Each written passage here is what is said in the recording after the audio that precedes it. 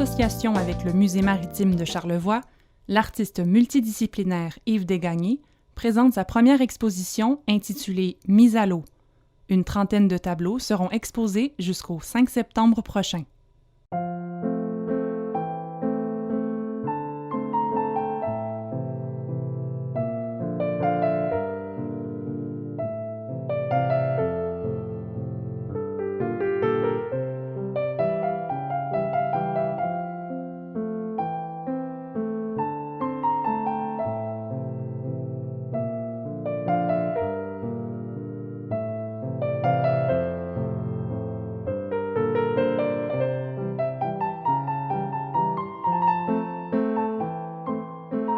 Sais-tu quoi? Dans le mode de la création, vous savez quoi?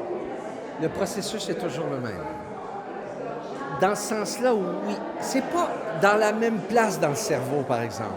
Si je veux répondre très précisément à votre question, mon cher ami, c'est que moi, j'ai fait beaucoup de mise en scène et ça rassasiait, si on peut dire, tout mon côté qui voulait faire de l'art visuel, qui voulait faire de la peinture. Et c'est la raison pour laquelle je suis allé vers la mise en scène. Parce que je travaillais avec des décors, des costumes, des éclairages, de la lumière. Et donc, pour moi, c'était une suite logique de ce que je voulais faire quand j'étais plus jeune. Le théâtre m'a distrait pendant 40 ans, 45 ans. Mais c'est drôle parce que je reviens dans mon atelier depuis seulement la pandémie et j'ai la même approche que quand je fais une mise en scène. C'est pareil.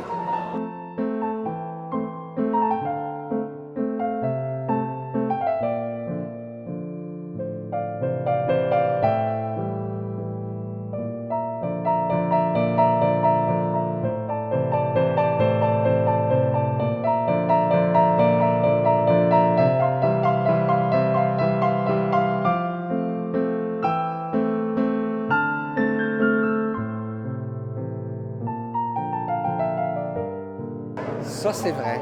Et d'ailleurs, ce soir, c'est le vernissage. Et c'est l'affaire qui m'a le plus intimidé. Habituellement, les soirs de première, je suis tout avec une gang d'acteurs, les équipes techniques. On n'est pas tout seul à affronter la...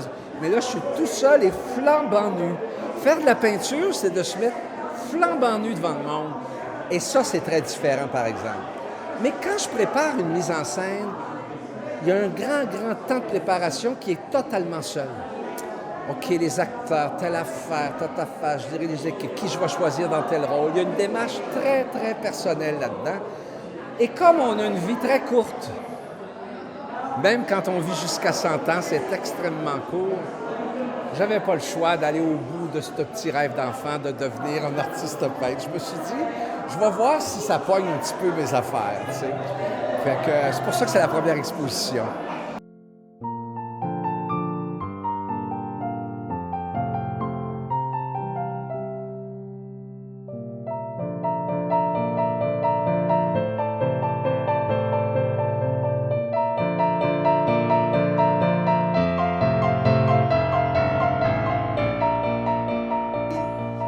Mais ce qui m'émeut très sincèrement, c'est à l'âge de 13 ans, donc il y a 50 ans, oui, j'ai 63 ans, j'étais ici avec mon chevalet, un chapeau de paille, et je peignais le chantier maritime. Et cette œuvre, c'est mon frère Fernand qui l'a dans sa maison. Et je me disais, tiens, ma vie est trouvée, je vais devenir artiste peintre. Malheureusement, j'ai passé mes auditions à l'École nationale de théâtre et ça a changé ma destinée. Mais ça m'a quand même amené à la mise en scène. C'est ce que je voulais faire, la mise en scène, les volumes, la lumière, les décors. Ça l'a, c'est très beau en français, hein? Ça l'a, Madame Marois, est-ce que ça va? Avez-vous honte un peu de moi en ce moment? Merci, hein? Merci d'être là, Pauline. Alors, qu'est-ce que je disais, donc, ça là? Hein? Pardon? Oui, c'est ça. L'École nationale de théâtre m'a distrait pendant 47 ans. Et là, effectivement, moi, je suis très heureux de la pandémie parce qu'elle m'a aidé à faire le silence puis à rentrer dans mon rêve d'enfant. C'est vrai. Et je le dis, puis c'est ma petite phrase punch, si on peut dire, c'est ce qu'on a aimé quand on est enfant, mes amis, ça reste dans notre cœur toute notre vie, qu'on le réalise ou non. Moi, ce que je vous souhaite, c'est de réaliser ce que vous aviez dans le cœur quand vous avez 10 ans, 7 ans, 8 ans. On passe notre vie à travailler, puis à un moment donné, c'est fini, puis pour s'offrir des poignées en or dans nos tombes. Alors, il faut arrêter ça. Point à la ligne.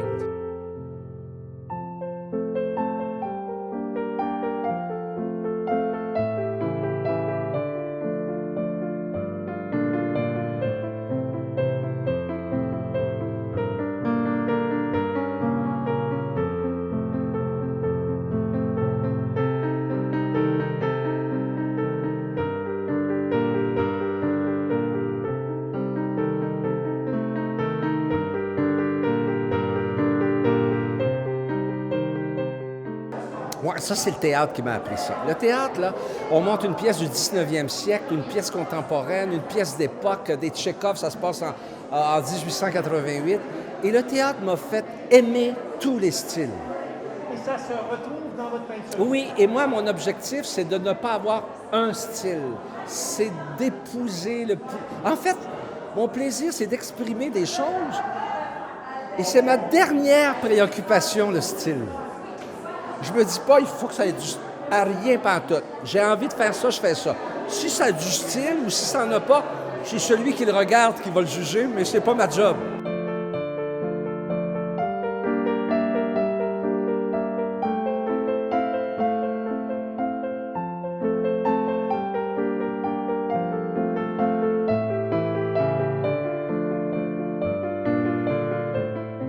J'en viens pas que...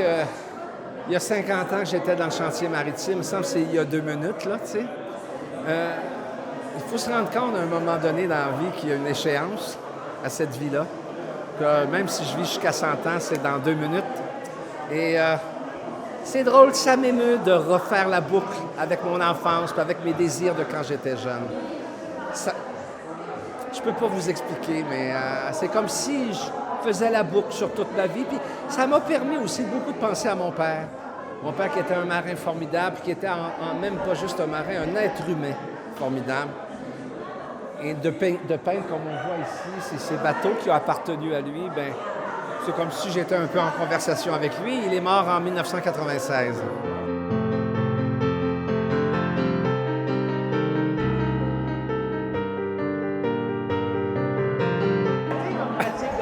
Parce que je suis éclaté moi-même. Et j'aime l'art visuel, j'aime la peinture, mais j'ai pas eu de formation, alors je suis autodidacte. J'ai passé ma vie à lire des livres sur la peinture, à voir des techniques de ça. Ce que je fais, c'est à l'huile aussi, selon les vieilles traditions des peintres à l'huile. Aujourd'hui, on peint surtout à l'acrylique parce que c'est rapide, etc., les temps de séchage. Mais moi, des fois, il faut que j'attende 3 semaines avant de mettre une deuxième couche et une troisième. Et des fois, je fais 3-4 tableaux simultanément parce que les temps de séchage sont très longs. Merci de vous intéresser à mes patentes.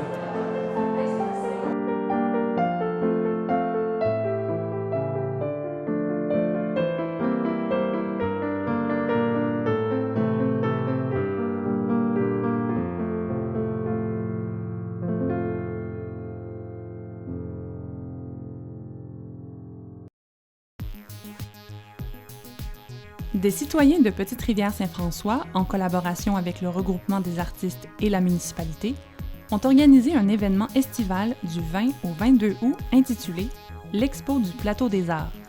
Une initiative pour faire revivre le plateau de la Grande Pointe sur le terrain de la Maison Gabriel-Roy.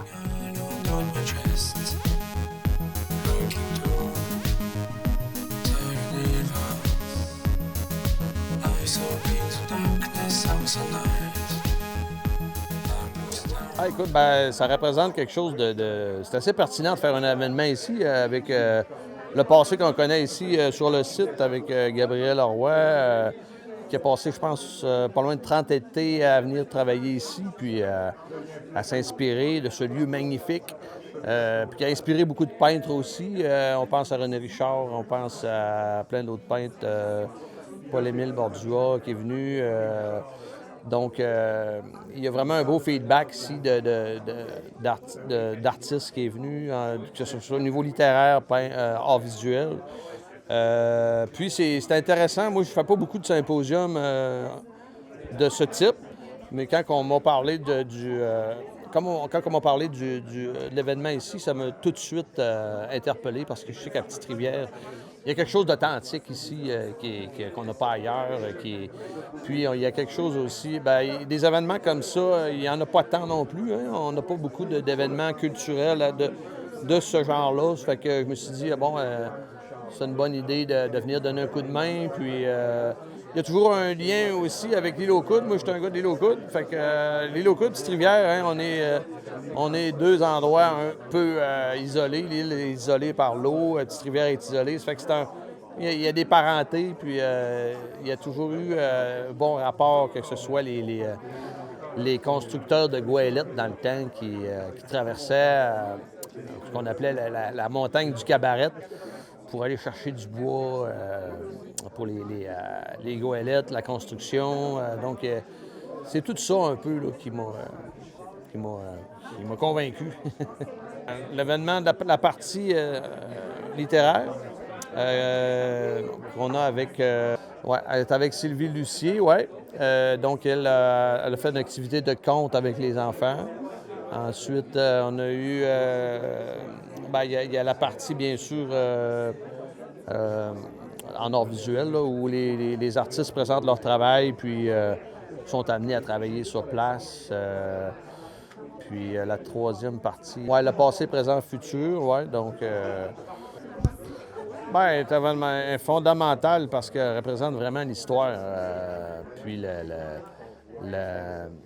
le passé, l'histoire de Petite-Rivière, ça a inspiré ses romans aussi à Gabriel Leroy. Donc, on en a parlé de Petite-Rivière à l'intérieur de son œuvre. Donc, c'est très pertinent là, de mettre l'accent là-dessus, là, puis de mettre ça à jour aussi en même temps. On parle du travail plus actuel.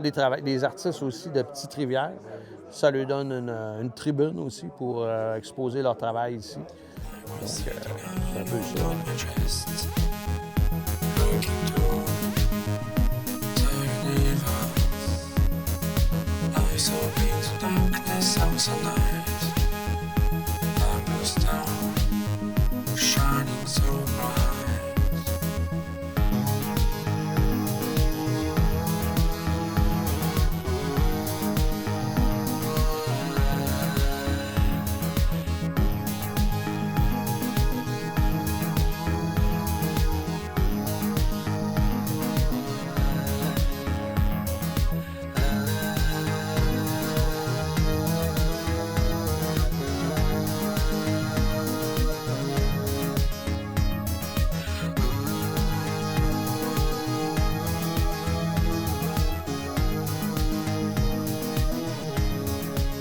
Premièrement parce que j'ai été invité par mon ami Jimmy Perron, qui recherchait des artistes. Et puis, je ne pouvais pas dire non. Alors, on se retrouve. J'avais d'autres amis artistes là, qui venaient par la même occasion. C'est une façon de montrer notre travail. C'est une façon aussi d'occuper le territoire aussi, parce que c'est vraiment un beau coin ici, puis de rencontrer les autres artistes, puis les amis artistes aussi, pouvoir fraterniser. Là.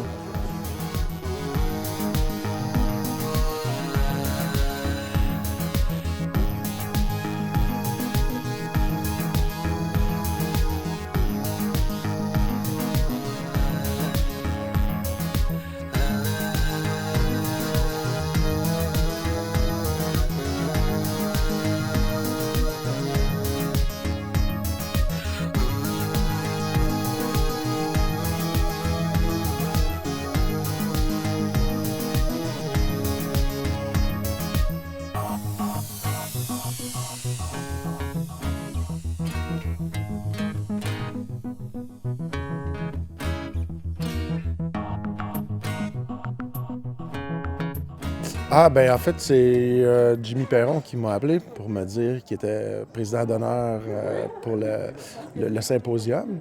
Puis, il y a aussi plusieurs amis que je connais ici qui participaient, donc j'ai embarqué tout de suite.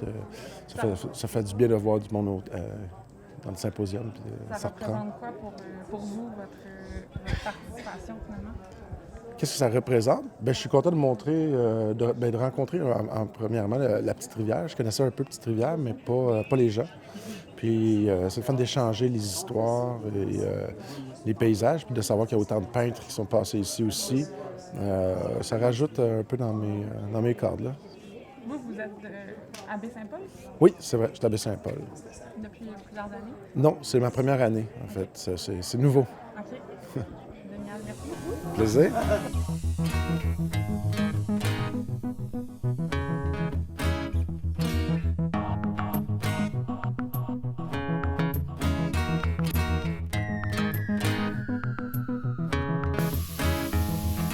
Then I close my eyes to make a wish.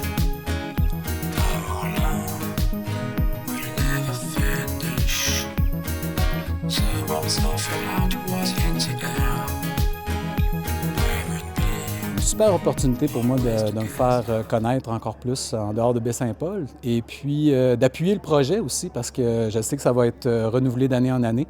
Alors, c'est ça, c'est important de développer les arts en Charlevoix. Alors, c'est pour ça, en gros, que je suis ici aujourd'hui. Puis pour peindre aussi, ça va être le fun. J'ai pas l'occasion moi-même à ce temps-là. Je suis vraiment dans le tourisme et puis dans le marketing, mon histoire, puis tout ça. Fait qu'aujourd'hui, je suis vraiment content de peindre un peu. Oui. Merci beaucoup. Ça fait plaisir.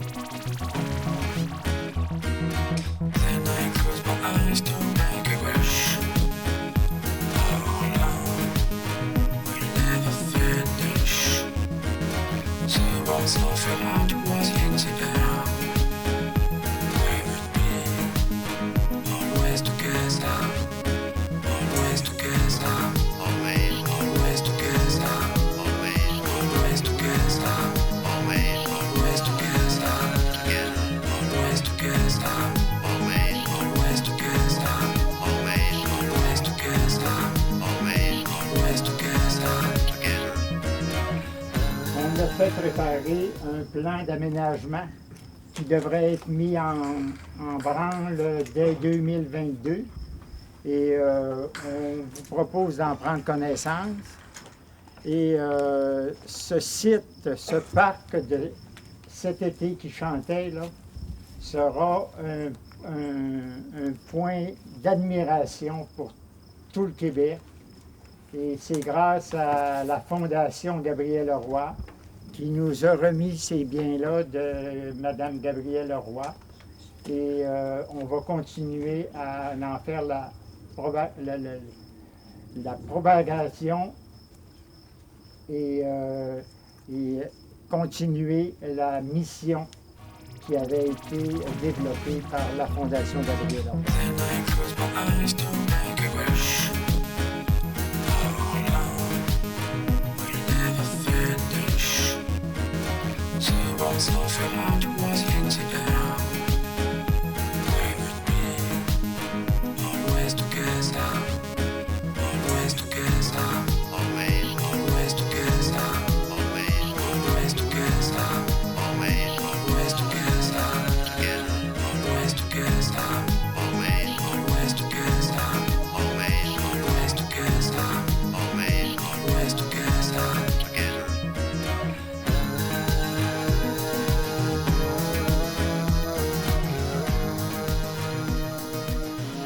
Gabrielle Leroy a choisi de passer ses étés ici. Elle en a passé 32. Elle était quand même originaire du Manitoba.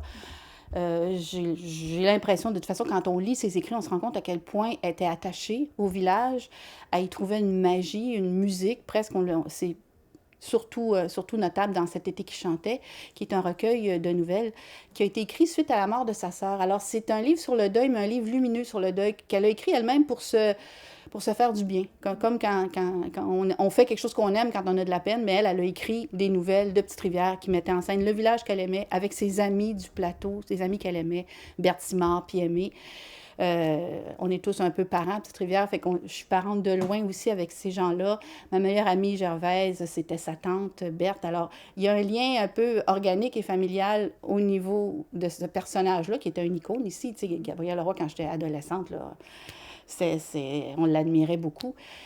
Puis, il y a cette écriture-là, puis il y a le village qui garde encore sa magie. Fait que l'événement aujourd'hui, ça veut recréer un peu l'effervescence artistique qu'il y a déjà eu à la Petite-Rivière. Il y a eu des peintres de renom, Joris Smith, M. Palardy. Il y a eu Gabriel Leroy qui est venu écrire ici, puis des peintres locaux aussi qui ont eu énormément de talent. Alors, c'est un peu un amalgame de tout ça. Puis le fait qu'on puisse le faire sur le lieu où elle a vécu puis écrit, ben je trouve que ça donne encore une magie plus grande à l'événement.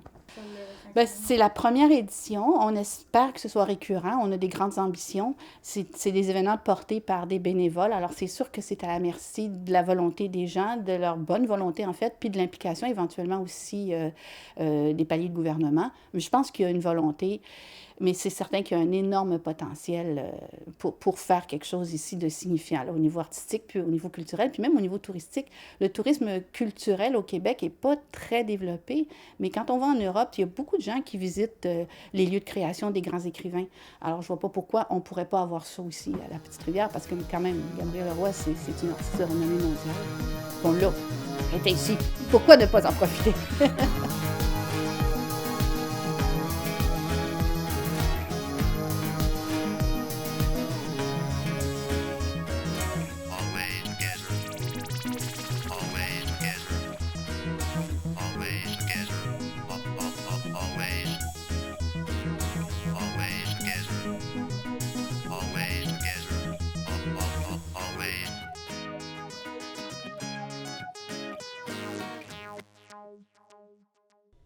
La bibliothèque René Richard à Baie-Saint-Paul présente l'exposition Le Rose de Charlevoix de l'artiste Gilles Boudreau. Les œuvres inspirées des paysages charlevoisiens sont exposées à la salle Pierre Perrault jusqu'au 26 septembre. J'ai toujours travaillé avec mes mains, si on peut dire, que ce soit en céramique, que ce soit en ébénisterie fine, que ce soit en peinture, en sculpture. J'ai toujours eu du plaisir à créer mes choses.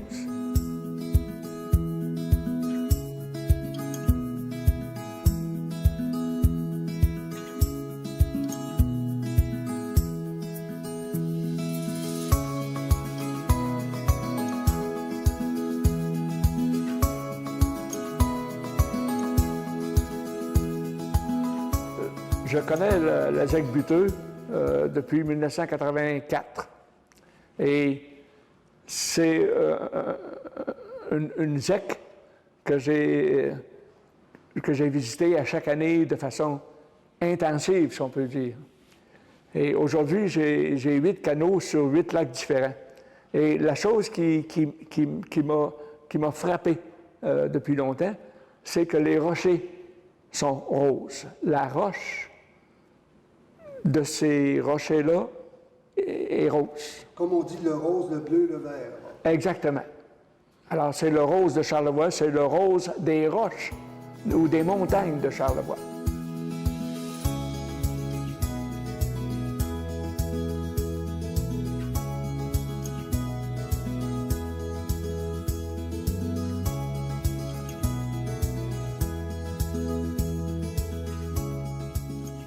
Je suis né au Saguenay. Puis quand on change de région, c'est parce que la région est encore plus forte que le Saguenay. C'est superbe ici. Tout est superbe. Les montagnes, les cours d'eau, les lacs, les falaises qui sont coupées au couteau. Des palissades, là, c'est vraiment extraordinaire à voir. Juste voir ça. C'est un plaisir que j'ai de bien regarder les choses. Oui, je me promène avec un calepin, je fais des coquilles. Je prends des notes sur les couleurs, sur le jour, sur le ciel, sur le mirage dans l'eau, je prends des notes. Et quand j'ai le temps, je reprends mes croquis et je sors mes toiles, je sors mes pinceaux, puis je peins.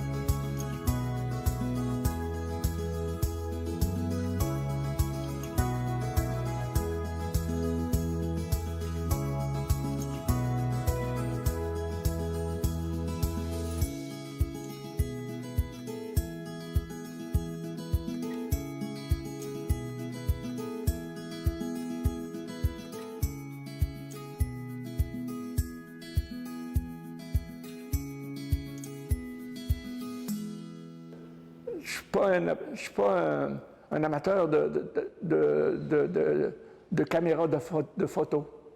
Ce que j'aime, c'est faire des croquis et inventer l'atmosphère autour d'un croquis. Et j'ai 3 sculptures ici, des petites sculptures, et les 3 font référence à des choses bien précises. C'est que pour faire les piliers de mon chalet, j'avais 2 gars qui étaient venus m'aider, puis j'avais pas d'appareil photo. Alors, ce que j'ai fait, j'ai gardé l'image que j'en avais, puis j'ai sculpté ces 2 gars-là avec la brouette, puis le ciment qui débordait. Et les 2 autres figures, c'est mon garçon qui arrivait de lever les collets de lièvre. Puis l'autre, c'est mon garçon qui avait pêché un gros poisson.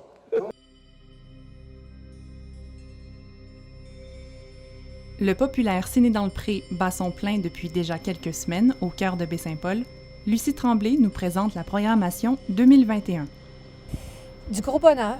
C'est la seule chose que je peux dire. Je pense qu'avec ce ciné-parc-là, un peu très champêtre, là, on a pas juste un lieu pour voir des films, manger du popcorn, une petite crêpe, mais je pense qu'on a créé aussi un lieu de rencontre pour les gens d'ici. Et puis ça, là, c'est tellement fantastique. Quand je prends l'exemple, entre autres, des ciné-familles les vendredis soirs, mais de voir toutes les familles qui se retrouvent, de voir les enfants qui jouent au frisbee ou au cerceau avant la projection, les parents échanger, les voir rire, les voir sourire, les voir excités, c'est vraiment du gros bonheur.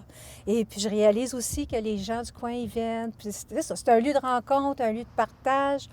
Il y a comme une petite bulle de bonheur qui s'est installée ici, là, en arrière de Maison-Mère à Baie-Saint-Paul. Disons que c'est sûr, c'est quand même une grosse structure hein, qu'on a organisée parce que, bon, on a pour les mesures de sécurité. Les délais étaient extrêmement serrés, mais cette année, on a pu comme solidifier, si on peut dire, la base, parce qu'on a désormais une entente avec la ville de Baie-Saint-Paul et Maisons-Mère pour que le ciné dans le Pré puisse être ici pour les 5 prochaines années. Et puis, donc, oui, wow, parce que c'est quand même, tu sais, c'est beaucoup de sous aussi. Je te donne un exemple, tu sais, pour monter la structure et la démonter, ça coûtait à peu près 20 000 $ à chaque été. Donc, sur 5 ans, on parle de 100 000 $ d'économie, tu sais. Et puis, ça permet aussi de prolonger la saison, de pouvoir peut-être même imaginer des activités ici cet hiver, là, avec l'écran qui est maintenant, qui nous appartient à l'organisme Cuisine et Cinéma. Donc, il y a un beau terrain de jeu là, que là, on s'amuse à vouloir imaginer, puis à faire profiter à notre communauté.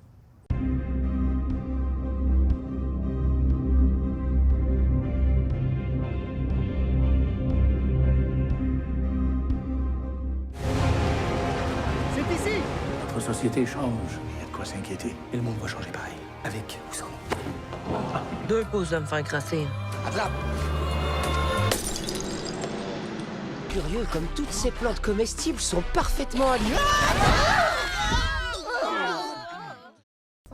Bien, pour moi, disons, il y a évidemment des soirées comme thématiques. Et puis, donc, les mardis soirs, on s'est orienté sur les ciné gourmands. Donc, où est-ce qu'on a des chefs invités et où est-ce qu'on propose là, un film avec une thématique ou un pays, un angle. Et ça nous permet, avec un chef invité, de pouvoir offrir un repas qui sort du commun dans ce ciné-parc-là. Les mercredis, on s'est concentré sur les succès des films québécois. Donc, je te prends un exemple. Cette semaine, on va avoir Flashwood, on a Vinland, et en plus de ça, on a les réalisateurs qui accompagnent le film, qui viennent nous le présenter. Donc, après la projection, on a un feu de camp, puis les gens, on les invite à venir s'asseoir au feu de camp, puis pouvoir poursuivre la discussion, la réflexion sur les films. Les jeudis soirs, on est allé plutôt sur une thématique de les grands succès. Hein? C'est un peu le ciné-parc aux Oscars. Là, tu sais. Nos grands classiques, certains, ça ne se démode pas. Et les vendredis, ben moi, c'est mes soirées coup de cœur. Ça s'appelle Ciné-Famille. Et puis là, bien évidemment, c'est les grands classiques là, pour les enfants. Tu sais, Le Roi Lion, La Belle et la Bête, c'est des films, là, La Reine des Neiges 2. ça nous interpelle tout le temps, tout le temps. C'était magnifique. Dernièrement, il y avait E.T. qu'on présentait. Et puis, en plus de ça, en arrière de l'écran, tu voyais les étoiles filantes avec E.T. C'était comme juste magique. Et tu voyais des parents que ça avait été leur premier film à eux autres, qu'ils avaient marqué, amener leurs enfants voir ce film-là. Puis là, tu te rends compte qu'il y a des films qui ne vieillissent pas. L'histoire est bonne, l'arc dramatique est parfaite. Donc, c'est ça. Bien, entre autres, premièrement, il n'y a pas beaucoup d'activités intergénérationnelles, hein? Dans le sens que ça ici, c'est un lieu où est-ce que les enfants, les parents, les adolescents, les grands-parents arrivent tous à avoir du plaisir. Moi, j'ai des grands-parents qui sont allés emprunter leurs petits-enfants pour les amener au cinéparc, et puis comme ça, les parents, ils ont leur petite soirée en amoureux. Moi, j'ai vu des dames aller chercher leur mère au bâtisseur, arriver ici de 80 ans, toutes bien coiffées, maquillées, pour venir voir André Lachapelle dans le film Il pleuvait des oiseaux. J'ai vu des papas dire « Écoute, moi, c'est des souvenirs, je suis tellement content d'amener mon enfant voir ça. » Des mères qui ont amené leur fille voir Dirty Dancing. Donc, tu sais, de pouvoir permettre... Tu sais, la culture, le cinéma, la bouffe, ce sont des liens sociaux. Donc, c'est une place où, justement, pour moi, qui est fantastique, ce que la culture permet, c'est de pouvoir se rencontrer, échanger, ouvrir des horizons. Disons que les soirées du ciné gourmand, donc on a un film, et puis j'ai associé à un film, supposons, je prends un exemple, si on prend comme demain, mardi, ça va être 1991. Hein? Donc, le film de Riccardo Troggi. Et ça se passe en Italie. Que là, j'ai invité les chefs du Pied Bleu, Louis et Tania. Et puis, en même temps, je les associe avec un produit de la région qu'ils doivent mettre en vedette. Donc, là, c'est le mignon. Et à partir de ça, ils concoctent un menu inspiré du film. Et quand les gens arrivent, nous autres, vers 15 minutes avant le début du film, on va livrer aux voitures une boîte à lunch gourmande que les gens peuvent manger avant ou pendant la projection. Très populaire et c'est surtout très bon et unique à notre région. Parce que c'est ça, on profite justement de tout le talent qu'il y a ici. On focus principalement sur les chefs de la région et de la capitale nationale. Puis pour eux autres aussi, c'est une sorte de... C'est une partie de plaisir parce que ça les sort des zones de confort. Puis ben c'est ça, on a des fidèles habitués. On a plusieurs clients qui, tous les mardis, ont déjà réservé leur place pour pouvoir profiter des ciné gourmands. Cette année? Nous autres, on va prendre une pause à la fin septembre. Et puis après ça, bien, on travaille à imaginer certaines activités pour l'automne, plus ponctuelles, et pour cet hiver aussi. Merci beaucoup, Mme Tremblay. Bien, merci à vous de prendre le temps de venir nous visiter. Bon été!